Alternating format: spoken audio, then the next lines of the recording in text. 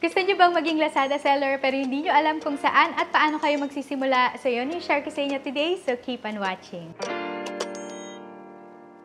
Hi everyone, it's Emmy Grace and welcome back to my channel. So kung kayo ay naghahanap ng mga video tutorials about being a Shopee seller, TikTok seller, Lazada seller, so meron akong mga playlist about those kinds of contents here in this channel. And also, nagsishare ako dito ng homeschooling journey namin. So kung kayo ay mga homeschooling family, welcome to Graceful Homeschooling. So today, ang i-share ko nga sa inyo ay paano ba tayo magiging Lazada seller. Ano ba yung mga requirements at paano tayo magre-register. So mamaya ay i-walk through ko kayo kung paano tayo magre-register. So, step-by-step process ipapakita ko sa inyo. While ngayon muna ay i-lay down ko muna ano ba yung mga requirements na kailangan natin para maging Lazada seller. So, bago ko i-share sa inyo yung mga requirements na kailangan natin para maging Lazada seller, ay share ko muna sa inyo yung tatlong types of seller na pwede nyong pagpilian. So, ano ba tong tatlong types of seller? Number 1 ay local marketplace seller. Number 2 ay last mall seller. At number 3 ay last global seller. So, ano ba yung differences nung tatlong types of seller na to? So, isa-isahin natin. So, kapag ka local marketplace seller ang pinili nyo, ang ibig sabihin lang nito ay yung store nyo ay based in the Philippines. So, dito sa Pilipinas, nag-operate yung inyong store. At wala kayo or you do not have a brand, trademark certificate, or other proof of brand authenticity. So, kung kayo ay nagsisimula pa lang, ito dapat yung pipiliin nyo, local marketplace seller. So, number 2 ay kapag kayo naman ay last mall seller, ang ibig sabihin lang nito ay you are a brand owner or kaya naman ay brand distributor or verified reseller, retailer, at you have a business registration document kagaya ng BIR 2303. So, ito yung ihingin sa inyo sa registration kapag ang pinili nyo ay last mall. And lastly ay yung last global. So, from the name itself na global, ang ibig sabihin lang ay yung store is not based in the Philippines. So, wala dito sa Pilipinas yung store, hindi dito sa Pilipinas nag-ooperate, nasa ibang bansa sila, at meron kang registered business. So, yan yung differences ng mga types of sellers na to. So, ngayon naman, in this particular video, ang i-share ko sa inyo ay yung local marketplace seller. So, magsisimula na tayo sa mga requirements. So, i-grab nyo na yung inyong mga notebook or kaya naman ay screenshot nyo sa inyong mga cellphone yung mga requirements na ito. So, ngayon, ano ba yung mga requirements na kailangan natin bilang Lazada seller as local marketplace seller? So, meron kayong dalawang pamimilian ulit. It's either corporate seller or kaya naman ay individual seller. So, for this particular video, so local marketplace seller tayo at individual seller. Pero babanggitin ko na rin sa inyo kung ano kapag kayo ay isang corporate seller. Kung ikaw ay corporate seller, ang kailangan nating requirements ay yung BIR 2303, business permit or certificate of registration, and a corporate bank account. At kung kayo naman ay individual seller, so ang requirements na kailangan natin ay yung valid government issued ID, bank account information, and proof of bank account. So, ito yung mga requirements na kailangan natin. At dahil nga itong video na to ay para sa local marketplace seller, so dito naman sa type na to ay ang pipiliin natin ay yung individual seller. So, as an individual seller, kagaya na nabanggit ko kanina, ang kailangan natin ay government ID or valid ID and bank documents. So, ano ba yung mga list of accepted IDs na kailangan natin para maging Lazada seller? Nandito yung screenshot sa screen nyo kung ano yung mga list of accepted ID. Pero yung ibang mga examples dito ay yung tax identification number or yung TIN ID natin, driver's license, SSS, national ID, passport, at marami pang mga IDs na ina-accept naman si Lazada. So, tingnan nyo na lang dyan kung ano yung mga IDs na meron kayo, tapos iyon yung i-upload natin as we register bilang mga sellers. And meron pang ibang ina-accept na IDs si Lazada kung wala ito dito sa mga sumusunod na to. So, number 1 ay barangay certification. So, kung meron kayong barangay certification, pwede na rin ito, valid ID na rin ito. Or kaya naman kung kayo ay mga foreigner, so alien certification of registration or immigrant certificate of registration. And pwede din naman yung mga government office and government-owned and controlled corporations. So like for example, Armed Forces of the Philippines or yung Home Development Mutual Fund IDs. Tapos meron ding certification from the National Council of the Welfare of the Disabled Persons. So pwede na din natin yung gamitin. Na-accept na rin yon ni Lazada. Lazada. So, kung meron din kayong DSWD na ID, pwede din yan, or certification,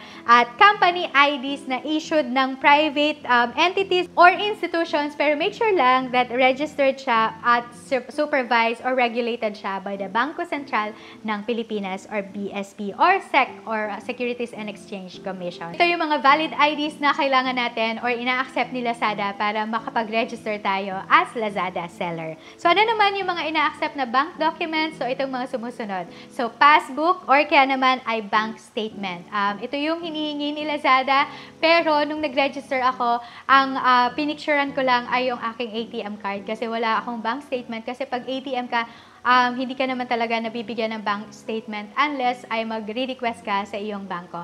Pero tinry ko lang na ang gamitin ko ay yung ATM. So, inaccept naman yun ni Lazada.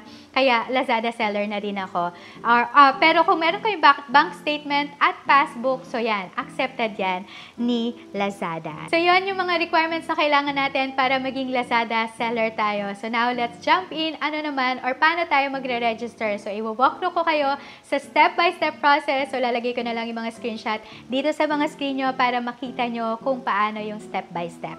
So now, ang kailangan muna natin ay ma-access natin yung sign up page ni Lazada. So kung ang gamit nyo ay desktop or kaya naman ay laptop, so i-browse nyo lang or i-type nyo lang sa inyong mga browser sa website yung Lazada Seller Center. And then, ida-direct na kayo doon sa Lazada Seller Center. At kung mobile phone naman ang gamit nyo, so pwede din tayo mag-register gamit ang ating mobile phone. Pero syempre, ang una natin kailangan gawin ay mag-download tayo ng Lazada Seller Center app sa ating mga mobile phone. So, ano ba yung mga channels na pwede natin pag-downloadan? So, App Store, Google Play, or kaya naman ay App Gallery. So, yan, mag-download lang kayo niyan. So, once downloaded na yung app, i-click nyo lang yung app and then it will lead you to the screen na nakalagay dyan, handa ka na bang kumita, register now. So, itatype mo lang dyan yung iyong mobile number or yung phone number mo. And then, magsasend si Lazada ng OTP or yung one-time password. Make sure that you don't share that to anyone. So, kapag sinend niya sa'yo yan, ay itype mo lang yung OTP mo or yung one-time password